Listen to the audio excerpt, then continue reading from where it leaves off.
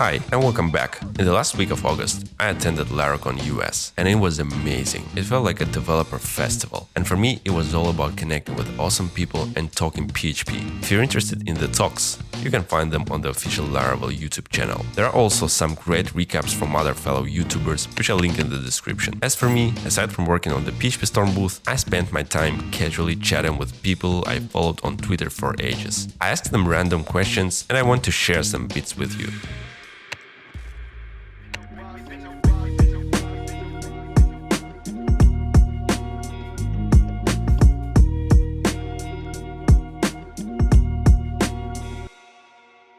They sell coffee, but in order to buy it, you actually have to SSH to their server. To the future of the web, okay? Yeah? Yeah, 100%. Like, browsers are dead, okay? We've got... I agree. Charm's a Go library for writing terminal applications, yeah. So it's got a whole bunch of features for stuff that you'd normally want to do. So it lets you build, like how you can go up and down here, like with these modes, right? But I mean, it looks like it's a real website. For PHP alternative, check out TUI package. This is so cool.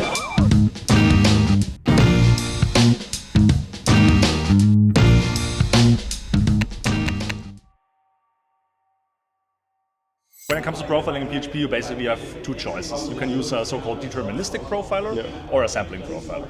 So a deterministic profiler is basically something like xdebug or PHP Prof. So these profilers, they record every function. So in the end, you get like a call tree of every function. They're really precise, but they have a problem. So the way how this works in the Zend engine is that you can register a certain hook, and just adding this hook being present, that already adds some overhead. And then recording every function adds even more overhead. So you can't use this in production really, because what you want to do in production is you want to profile all the time, right? So that's where sampling profilers come in. So the way this works in PHP is you can basically interrupt the Zend engine at certain intervals and then get a stack trace. And that's what we are using. So we're using Xzymer, which is actually developed and used by Wikipedia on their production service. Yeah. So it's a PHP extension you can install, and then every 10 milliseconds we just get a stack trace back, and then we can transform this into our... Here, Mish mentioned Xzymer from the Wikipedia team. And if you're interested in profiling, you can also check PHP SPX, PHP Spy and Rally Prof. One thing that I do not like is arrays. So That's controversial.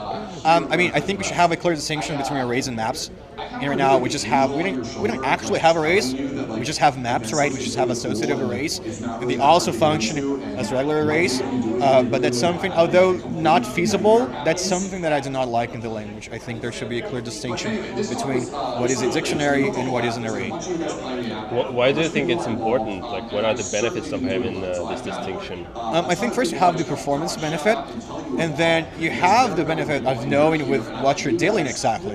So in PHP, if you get an array as an argument, you don't know if it's a map or if it's an actual array. Sure, you can use arrays list to double check that, but it's not very intuitive. And since you have the same data structure to represent both, you can also do weird things like converting an array into a map by adding some keys. And more often than not, you end up with lots of problems because of that. And they're a little bit hard to track down because the data structure is valid after all, even though it doesn't make a whole lot of sense.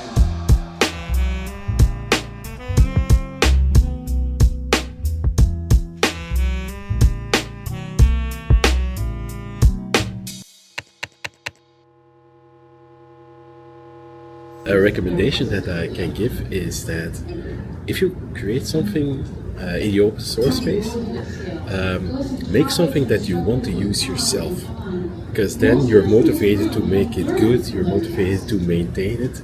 So pick something that interests you, that you're passionate about, and fix that problem. First, think about how people should use your package without implementing it yet. Just what would be like the best API that you could give your package. Think about that first and then implement it, and not try to solve it first and then think about the API. Think about the API first. So we run actually a React PHP socket component on top of the event loop. And it's essentially listen for TCP connections. And when Reverb receives those, we essentially understand that they're HTTP connections, either from a WebSocket perspective, where the user wishes to upgrade their connection to a WebSocket, or from just a standard HTTP connection where we're posting events to the Reverb server to broadcast to the connected clients. But yeah, all powered by React PHP under the hood. We reviewed a lot of things along the way, but there was kind of a well-trodden path with React PHP. There were packages like Ratchet PHP, and Laravel WebSockets was built on top of that originally, and we knew that the performance was good there, so that's where we decided to stick. It was a big mindset shift that I had to make because it's just not the way that we normally think when we're writing PHP applications, but I did enjoy the process. What are the most challenging parts for you? That's a good question. I guess we wanted Reverb to be really scalable out the box. So thinking about performance at scale when we're managing tens of thousands of connections at the same time was a big one, and we had to do lots of kind of stress testing to make sure that was okay.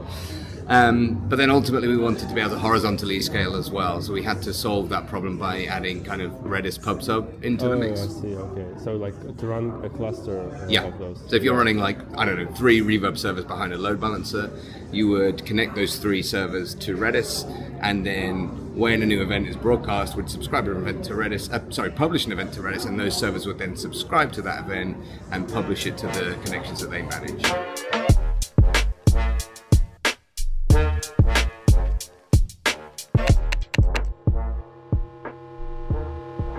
So I think the PHP stigma, which is that it's always been like a terrible language, it's always been all these things. People say this. What the context that's missing is that if you programmed any language for any sufficient amount of time, you discover that it's a terrible language. It's just that PHP has embraced it, which means no longer do you have to prove that you're doing something that's actually cool. You already know, yeah, there's sharp edges. Instead, you get to build cool things. That's kind of how I've taken it. For whatever reason, I think the PHP community is the nicest of all the communities and seem to be the most realist. I don't know what, that's just my personal hypothesis of why it is that way. Of course, the main talk at the conference was from Taylor Otwell. And if you didn't follow the news, Laravel received $57 million investment from a VC. So here's a small bit about PHP from Taylor's Q&A after the announcement. I would say that Laravel is very interested in assisting PHP and marketing PHP and improving the narrative around PHP any way we can. And like I said, those discussions have already started. You know, there are initiatives like the PHP Foundation that is actually funding development of PHP at this point through corporate sponsorships, and a lot of the features, I think actually most of the features in the upcoming PHP 8.4 release were funded through the PHP Foundation and through corporate donations to work on the project. And yeah, there's other marketing initiatives we can do, you know, whether it be around the website, around the PHP 8.4 release, and we'd love to help out any way we can. Let's keep working on this thing. Like, I think our best days are ahead of us, and I think the future for Laravel is going to be pretty amazing, and the future for PHP is going to be pretty amazing. You PHP doubters, get out of here! You didn't believe it!